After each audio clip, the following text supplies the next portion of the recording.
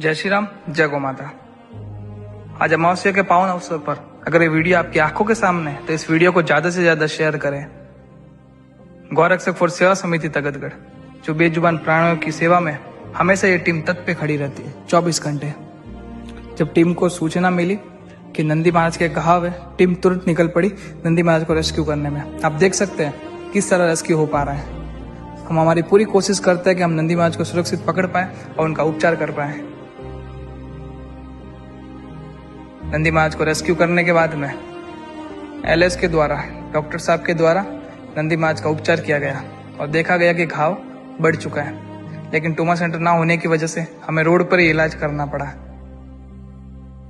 आप सबके सहयोग से, आप सबके साथ से सेवा हो पा रही है। मैं आपसे निवेदन करूंगा जितना हो सके हमारा सहयोग करें, जिसके से हम एक विशाल ट्रॉमा सेंटर बना पाए और वहां पर बेजुबान प्राणियों की सेवा कर पाए। गौरक्षक फॉर सेवा समिति तगतगढ़। जय श्री राम।